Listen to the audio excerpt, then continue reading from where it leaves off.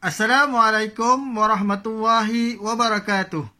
Apa khabar murid-murid yang cikgu kasih sekalian? Cikgu doakan murid-murid berada dalam keadaan yang sihat, ceria bersama keluarga yang tercinta. Pada hari ini kita akan meneruskan pembelajaran dalam mata pelajaran pendidikan Islam dalam bidang adab di bawah tajuk Perkenankan Doaku. Perkenankan Doaku.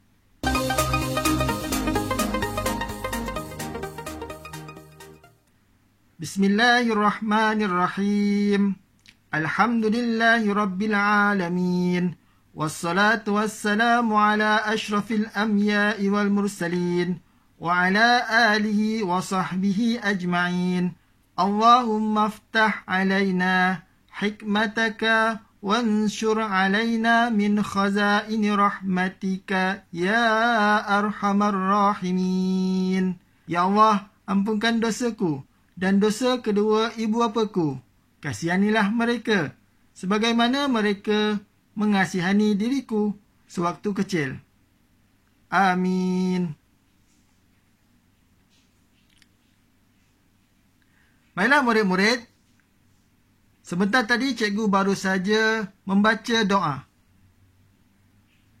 Setiap perkara yang kita nak buat, setiap perbuatan yang kita nak lakukan, kita perlu mulakan dengan doa. Apabila kita nak makan, kita perlu berdoa. Apabila kita nak naik kenderaan, juga kita perlu berdoa. Apabila kita berada dalam kesusahan, kita juga perlu berdoa kepada Allah Subhanahu wa Ta'ala. Setiap perkara yang kita lakukan, kita perlu dahulukan dengan doa, supaya segala perbuatan yang kita lakukan dikira sebagai ibadah dan mendapat pahala daripada Allah Subhanahu wa Ta'ala. Baiklah murid-murid, apa yang dimaksudkan dengan doa?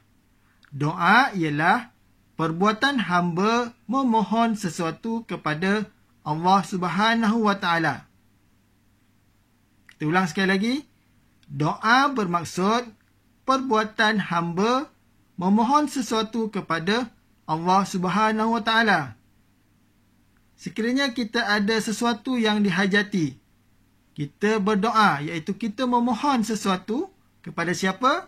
Kepada Allah Subhanahu wa Ta'ala. Baiklah murid-murid, kenapa kita dituntut untuk berdoa? Kenapa kita disuruh berdoa kepada Allah Subhanahu wa Ta'ala? Jawapannya adalah Allah Subhanahu wa Ta'ala memerintahkan kita supaya berdoa.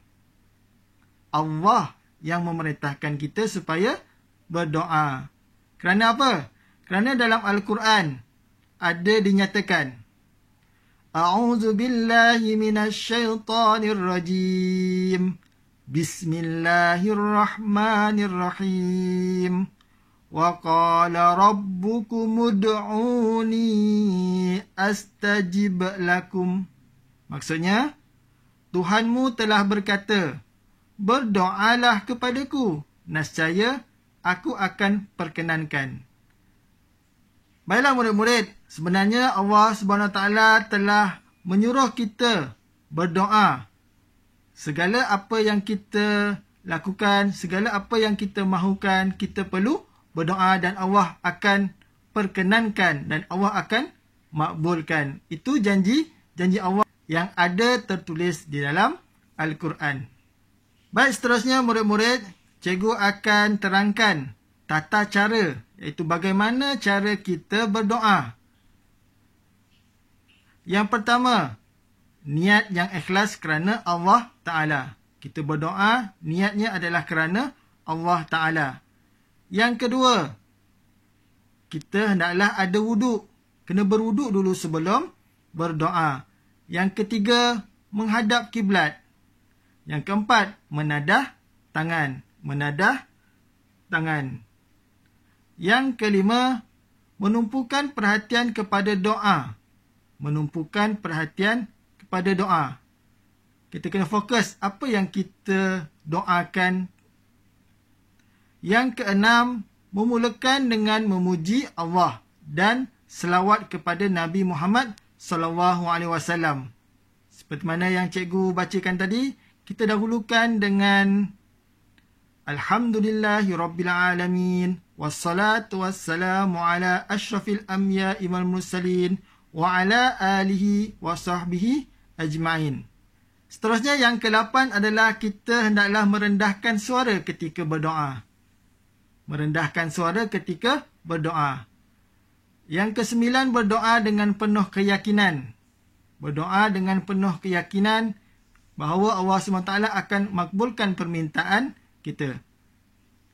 Yang ke-10, doa dibaca hendaklah dengan tenang dan tertib.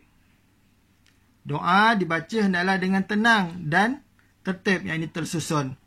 Dan yang terakhir, mengucapkan amin selepas berdoa. Mengucapkan amin selepas berdoa.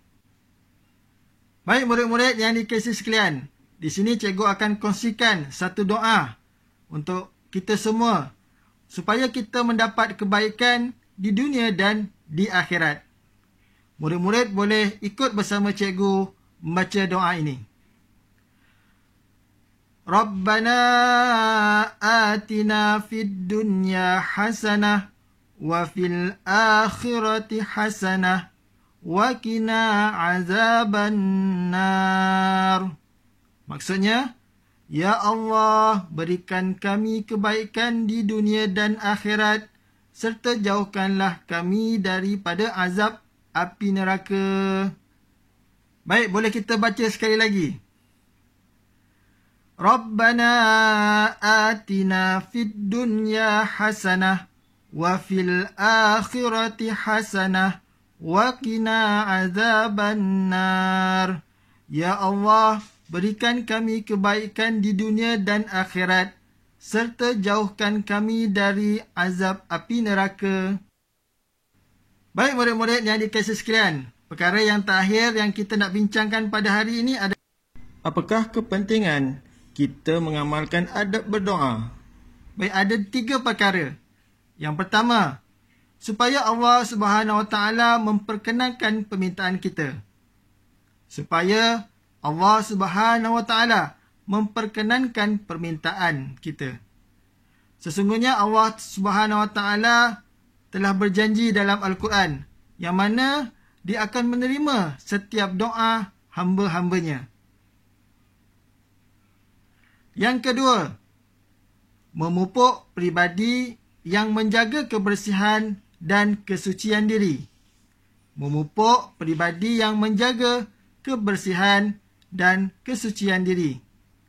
Tadi cikgu dah terangkan tentang tata cara kita semasa berdoa. Yang mana apabila kita berdoa, kita hendaklah dalam keadaan yang bersih. Baik, yang ketiga, membentuk sikap berusaha. Membentuk sikap berusaha dengan bersungguh-sungguh. Di samping kita berdoa, kita hendaklah berusaha dan tidak lalai serta leka. Di samping berdoa, kita haruslah berusaha melakukan perkara-perkara yang kita hajati. Contohnya, kita berdoa supaya kita berjaya dalam pelajaran. Kita sebagai umat Islam juga wajib berusaha dengan belajar rajin-rajin, buat kerja rumah supaya kita berjaya dalam pelajaran. Bukan sahaja berdoa. Berdoa untuk berjaya tanpa ada usaha daripada kita. Berdoa tanpa ada membaca buku, buat kerja rumah, maka Allah SWT tidak akan menerima doa tersebut. Allah SWT akan menerima apabila hambanya berdoa serta berusaha untuk mencapai apa yang dihajati. Baik, itu saja pembelajaran kita pada hari ini. Yang pertama tentang maksud doa. Yang kedua tentang firman Allah SWT yang menyuruh kita supaya berdoa kepada Allah SWT. Yang ketiga tentang tata cara kita berdoa. Bagaimana keadaan kita semasa nak berdoa. Dan yang keempat, apakah kepentingan kita mengamalkan adab berdoa. Jadi cikgu harapkan murid-murid dapat memahami pembelajaran kita pada hari ini. Dan cikgu nasihatkan supaya murid-murid sentiasa mengulang kaji pelajaran di rumah untuk kita sama-sama berjaya. InsyaAllah. Itu saja untuk hari ini. Sekian. Terima kasih. Assalamualaikum warahmatullahi wabarakatuh.